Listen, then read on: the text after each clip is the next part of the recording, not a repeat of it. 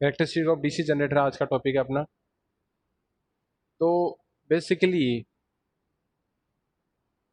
Characteristic of DC generator में आपके पास तीन मेन टाइप की कैरेक्टरिस्टिक होती है। पहला होता है आपका ओपन सर्किट कैरेक्टरिस्टिक, दूसरा होता है इंटरनल और टोटल कैरेक्टरिस्टिक्स, और थर्ड होता है एक्सटर्नल कैरेक्टरिस्टिक्स। ठीक है, तो ये तीनों क्या चीज़ है और किन किन के बीच में ग्राफ बनता है, उनका ग्राफ कैसे होता है, उसके बारे में डिटेल में अपन स्टडी करेंगे। उससे पहले आपको जो ईएमएफ इक्वेशन थी उसके बारे में मैंने बताया था कि जो जनरेटेड ईएमएफ होता है that is E g equal to N P five upon 60 into P by Z, P by A, A is the number of parallel path. तो वो आपको ध्यान होना चाहिए कि ईजी बेसिकली क्या है। और नो लोड वोल्टेज में बताता हूँ नो लोड वोल्टेज क्या होता है। तो देख क्या करना है अपने को कि अगर मैं सबसे पहले अगर ओपन सर्किट कैरेक्टरिस्टिक की बात करूँ तो ओपन सर्किट कैरेक्टरिस्टिक मेरी होती क्या है, अगर इसके बारे में बात करूँ तो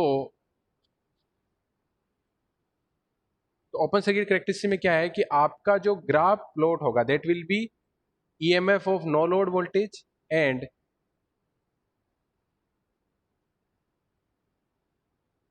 फील्ड करंट के बीच में, EMF of no load voltage और फील्ड करंट के बीच में आपका क्या होगा, ग्राफ प्लॉट होगा। तो नो लोड वोल्टेज क्या है, नो लोड वोल्टेज का मतलब क्या है कि जनरेटर के केस में क्या है, आपका इनपुट है that is mechanical input, output आपका इलेक्ट्रिकल आउटपुट है। नो लोड का मतलब ये है कि आपने आउटपुट साइड में कोई भी लोड नहीं लगा रखा है। लोड का मतलब कोई भी रेजिस्टिव का केस हो सकता है, रेजिस्टेंस प्लस इंडक्टेंस का केस हो सकता है, रेजिस्टेंस प्लस कैपेसिटेंस का केस हो सकता है, या आरएलसी केस हो सकता है, या कोई और केस हो सकता है। मतलब आपने वहां पे नो लोड का सिंपली मतलब कोई भी लोड नहीं लगा रखा है। जैसे अपने घर में नॉर्मली क्या होता है कि अगर आपने कोई भी स्विच ऑन नहीं कर रखा है, यानी आपने न फ्रिज ऑन कर रखा है, न आपने कोई ट्यूबलाइट ऑन कर रखी है, न कोई आपने सीएफएल ऑन कर रखी है, न कोई एसी ऑन कर रखा है, तो that is the condition of no load. यानी घर का कोई भी लोड अगर आपका ऑन नहीं है that is simply called as a no load condition. तो जनरेटर के केस में भी क्या है कि अपने को ओपन सर्किट का कैरेक्टरिस्टिक अगर ड्रॉ करनी है तो आपको जो ग्राफ ड्रॉ होगा that will be in no load voltage, इसको अपन अज्यूम करते हैं that is E nought. E nought क्या हो जाएगा आपका, नो लोड वोल्टेज। ओके, और जो फील्ड करंट है दैट इज आई एफ। ये सारी फील्ड करंट क्या है, इसका जो डायग्राम क्या है, ये सारी सारी चीजें ऑलरेडी जो टाइप्स ऑफ जनरेटर है उसके अंदर बता चुका हूँ, ऑलरेडी मैं वीडियो शेयर कर चुका हूँ आपको, तो वो सब कुछ देखने की जरूरत है आपको। तो अगर मेरे को इसमें प्रोसीजर क्या है कि मेरे को अगर ओपन सर्किट कैरेक्टरिस्टिक अगर ड्रॉ करनी है तो मेरे को क्या प्रोसीजर फॉलो करना पड़ेगा। तो प्रोसीजर क्या होगा आपका कि the data for OCC curve is obtain by operating the generator at no load, यानी नो लोड का मतलब आपने कोई लोड नहीं लगा रखा है, and keeping a constant speed. यानी स्पीड आपको क्या करनी पड़ेगी, पहले कांस्टेंट रखनी पड़ेगी, और उस स्पीड जैसे मान लो अगर 1500 आरपीएम पे घुमा रहे हो आप तो 1500 आरपीएम पे ही घूमना चाहिए। ऐसा नहीं है कि आप अगर उस टाइम पे अगर रीडिंग ले रहे हो और उस टाइम आपका वोल्टेज स्पीड आपकी चेंज हो रही है, that is not acceptable in the open circuit characteristic. It means that you have to keep constant speed. और स्पीड कांस्टेंट करने के बाद में क्या करना है आपको, जो फील्ड करंट है उसको क्या करना पड़ेगा, ग्रेजुअली इंक्रीज करना पड़ेगा। Field current is gradually increase and the corresponding terminal voltage is recorded. यानी सबसे पहले क्या करना पड़ेगा आपको कि स्पीड आपको कांस्टेंट करनी पड़ेगी। प्राइम मूवर से आप स्पीड कांस्टेंट कर सकते हो, प्राइम मूवर से जिस स्पीड से घुमा रहे हो, मतलब सपोज 1400 आरपीएम पे घुमा रहे हो, तो आपको जो एंटायर रीडिंग लेनी है that will B only 1400 RPM only. फिर आपको क्या करना है, अब क्योंकि ग्राफ आप लोड कर रहे हो किस किस के बीच में, no load voltage E nought and I F के बीच में, तो आपको क्या करना पड़ेगा, फील्ड करंट है उसको क्या करना पड़ेगा, आपको वेरी करना पड़ेगा या चेंज करना पड़ेगा। तो आप जब आई एफ को चेंज करोगे तो आई एफ चेंज करोगे तो आपका ई नोट भी चेंज होगा, ई नोट चेंज होगा। तो क्योंकि जो ईजी इक्वल टू क्या होता है, N P five upon 60 into Z upon A. यानी फील्ड करंट अगर चेंज कर रहे हो इसका मतलब क्या है, आपका फ्लक्स भी चेंज हो रहा है, और फ्लक्स अगर चेंज हो रहा है तो जनरेटेड वोल्टेज भी चेंज हो रहा है। अगर नो लोड की कंडीशन है तो generated voltage will be same as no load voltage, क्योंकि नो लोड वोल्टेज में कोई भी लोड नहीं लगा रखा है, कोई करंट फ्लो नहीं होगी, कोई करंट फ्लो नहीं होगी तो कोई ड्रॉप भी नहीं होगा, और कोई ड्रॉप नहीं होगा तो जो ईजी होगा जनरेटेड वोल्टेज होगा that will be simply equal to no load voltage. तो अगर आई एफ चेंज करोगे आप तो आपका no load voltage E naught भी आपका चेंज होगा। ठीक है, अब इसका कनेक्शन डायग्राम देखते हैं। कनेक्शन डायग्राम में क्या है, देखो कि ये मैंने सेपरेटली एक्साइटेड जनरेटर लिया है। ये ऑलरेडी मैं वीडियोस के अंदर बता चुका हूँ कि जो टाइप्स ऑफ जनरेटर है उसके अंदर जो पहला था that is separately excited DC generator. तो सेपरेटली एक्साइटेड डीसी जनरेटर में क्या है, ये मेरी एक डीसी सप्लाई है और ये मेरा है बेसिकली वेरिएक या पोटेंशियोमीटर। ठीक है, तो इस पोटेंशियोमीटर के थ्रू में क्या है, फील्ड वाइंडिंग कनेक्टेड कर चुका हूँ। एक मेरी है एमीटर है ये बेसिकली, और एमीटर है, यहाँ से मैं फील्ड करंट मेजर करूंगा, और ये मेरा आर्मेचर सर्किट है। यहाँ पे कोई भी लोड नहीं लगा रखा है, आउटपुट साइड में मेरे को वोल्टेज मेजर करना है, दैट तो मैंने क्या किया, एक वोल्ट मीटर लगा दिया। तो मेरे को अब रीडिंग किस किस की मेजर करनी है, एक तो ये वोल्ट मीटर की रीडिंग मेजर करनी है, चेंज किसको करते हुए, मेरे को आई एफ को चेंज करते हुए, फील्ड करंट को चेंज करूंगा और मैं चेंज देखूंगा क्या, आपका वोल्ट मीटर की रीडिंग देखूंगा। तो मैंने क्या किया, जब अलग अलग स्पीड के ऊपर मैंने आई एफ को वेरी किया और उसके करस्पॉन्डिंग अगर वोल्ट मीटर की वोल्टेज रीडिंग देखूंगा तो मेरा क्या इफेक्ट आया उसको अपन देखते हैं। तो देखो सबसे पहले क्या किया, जब फील्ड करंट को मैं जीरो से लेके ग्रेजुअली इंक्रीज कर रहा हूँ, तो स्पीड अगर मान लो सपोज करो मेरी N1 है, N1 की वैल्यू मान लो मैं 1000 आरपीएम मान लेता हूँ, है ना, कि मेरी जो पहले 1000 आरपीएम पे वो घूम रहा है जनरेटर आपका आर्मेचर। तो देखो फील्ड करंट को मैं जब चेंज कर रहा हूँ तो जो नो लोड वोल्टेज है उसका जो वेरिएशन हो रहा है वो कुछ इस तरीके से हो रहा है। ठीक है, धीरे धीरे आपका क्या हो रहा है, वोल्टेज बढ़ रहा है जब जैसे फील्ड करंट बढ़ाते जा रहे हो, और एक पर्टिकुलर पॉइंट के बाद में जाके ये कांस्टेंट हो रहा है ऑलमोस्ट। ठीक है, इसको बोलते हैं अपन सेचुरेशन स्टेट, यानी सेचुरेशन स्टेट का मतलब क्या है, इसके बाद में आप फील्ड करंट कितनी ही चेंज करो आपका no load voltage E nought है वो चेंज नहीं होने वाला। पहला केस तो ये है। ठीक है, दूसरा क्या है कि अब मैंने क्या कर दिया, ये जो स्पीड है उसको मैंने इंक्रीज कर दिया। स्पीड सपोज करो पहले 1000 आरपीएम थी, उसको बढ़ा के मैंने क्या कर दिया, 1500 आरपीएम कर दिया, 1200 आरपीएम कर दिया, फॉर एग्जाम्पल 1200 आरपीएम कर दिया। फिर अगेन मैंने क्या किया, फील्ड करंट को पहले जीरो किया, फील्ड करंट को मैं बढ़ा रहा हूँ, आपका नो लोड वोल्टेज बढ़ेगा, लेकिन अब जो सेकंड ग्राफ मिलेगा वो क्या करेगा, जो मिलेगा वो क्या करेगा, आपका फर्स्ट ग्राफ है उससे अबो मिलेगा, फर्स्ट ग्राफ से क्या मिलेगा, अबो मिलेगा, और इंक्रीज होता जाएगा वोल्टेज। अगर आप करंट आई एफ चेंज करोगे फाइनली एक पॉइंट के बाद में जाके क्या हो जाएगा, आपका जो ये वोल्टेज है अगेन आपका क्या हो जाएगा, कांस्टेंट हो जाएगा। This is also a point of saturation, यानी इस पर्टिकुलर पॉइंट के बाद में क्या हो गया, आपका सेचुरेशन वोल्टेज का आ गया। यानी सेचुरेशन पॉइंट का मतलब है कि इसके बाद में फील्ड करंट आप कितनी ही इंक्रीज करो, आपका जो नो लोड वोल्टेज है दैट इज ई नॉट वो चेंज नहीं होने वाला है। ओके, उसके बाद में फिर मैंने क्या किया, अगेन स्पीड को मैंने इंक्रीज किया, स्पीड की वैल्यू सपोज करो मैंने 1500 आरपीएम कर दी, तो मैंने जब वापस फील्ड करंट को बढ़ाया तो मेरा नो लोड वोल्टेज बढ़ेगा, पर अब जो ग्राफ मिलेगा वो अब दोनों जो ग्राफ ऑलरेडी मिल चुके हैं उनके ऊपर मिलेगा, मतलब अब आपका जो ग्राफ है वो तीसरे ऊपर वाले जो ग्राफ है उसको फॉलो करेगा। और इन जैसे जैसे आप करंट इंक्रीज करोगे, मतलब फील्ड करंट इंक्रीज करोगे, आपका नो लोड वोल्टेज इंक्रीज होता जाएगा और एक पर्टिकुलर टाइम के बाद में जाके अगेन ये कांस्टेंट हो जाएगा। This is the point of saturation. It means that after that if you increase the IF that is field current then there will be no any significant effect in increment of no load voltage, यानी no load voltage में कोई भी significant effect या इसमें increment नहीं होगा उसके बाद में चाहे IF कितना ही आप इंक्रीज करो। ठीक है, तो ये क्या चीज है आपकी नो लोड वोल्टेज और फील्ड करंट के बीच में, that is called as the open circuit characteristics. Open circuit characteristic क्यों बोल रहे हैं, क्योंकि इसमें no load voltage, no load का सिंपली मतलब है कि ओपन सर्किट की बात कर रहे हो। तो इससे कंक्लूजन क्या निकलता है कि जैसे जैसे आप स्पीड इंक्रीज करोगे वैसे वैसे ग्राफ है वो ऊपर की तरफ शिफ्ट होता जाएगा। अगर मान लो मैं और स्पीड इंक्रीज करता हूँ 1500 आरपीएम से भी ऊपर जाता हूँ, तो अगेन जो मेरा होगा वो क्या हो जाएगा, इसके ग्राफ इससे भी ऊपर मिल जाएगा। मतलब कंक्लूजन ये निकलेगा कि जब फील्ड करंट बढ़ाओगे तो वोल्टेज आपका बढ़ेगा, नो लोड वोल्टेज बढ़ेगा, लेकिन बढ़ते बढ़ते बढ़ते एक पर्टिकुलर पॉइंट पे जाके वो कांस्टेंट हो जाएगा। That particular point is called as the saturation point.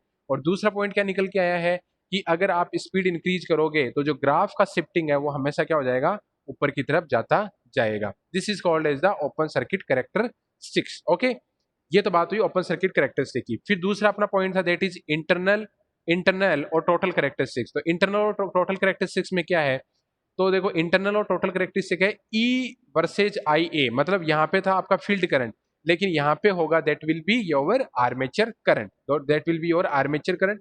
यानी आर्मेचर से जो करंट निकलेगी, इस आर्मेचर से जो करंट निकलेगी उसका अब आप क्या करोगे, वोल्टेज से आप रिलेशनशिप सेटअप करोगे। ठीक है, यहाँ पे आपको क्या करना पड़ेगा कि कोई लोड लगाना पड़ेगा, कोई भी स्पेसिफाइड लोड लगा दिया आपने, रेजिस्टेंस लगा दिया, रेजिस्टेंस प्लस इंडक्टेंस का केस लगा दिया, या कैपेसिटेंस प्लस इंडक्टेंस का केस लगा दिया, मतलब कोई भी केस लगा सकते हो आप।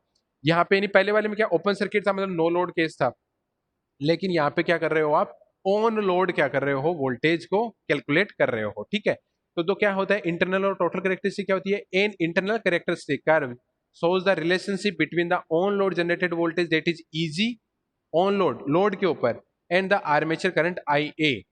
ठीक है, the on load generated EMF Eg is always less than E nought due to the armature reaction.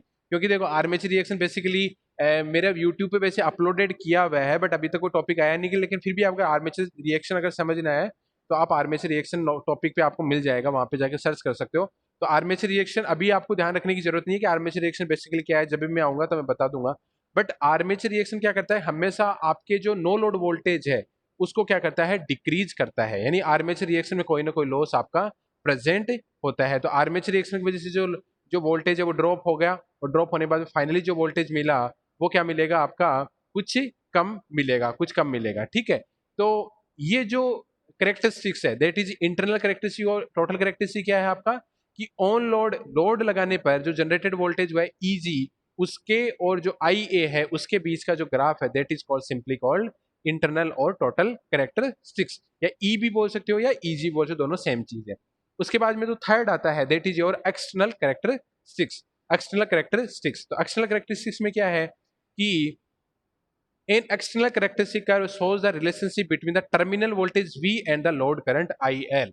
यानी अगर आपने कोई लोड लगा दिया है एक्सटर्नल साइड में, तो उस लोड में से जाने वाली करंट और उस लोड के अक्रॉस जो वोल्टेज है उसका जो ग्राफ होगा that will be simply over external characteristic. तो in external characteristic curve shows the relationship between terminal voltage V and the load current IL। Okay, the terminal voltage V is less than the generated EMF EG due to the voltage drop in the armature circuit। Yes, it is correct because जब आपका load connected होगा, load connected होगा तो क्या होगा कि आपका कोई ना कोई करंट फ्लो होगी, कोई करंट फ्लो होगी, तो आपका वायर है, वायर का कोई रेजिस्टेंस होगा, वायर का कोई रेजिस्टेंस होगा तो उसके अंदर कोई ड्रॉप भी होगा, that will be V equal to I are.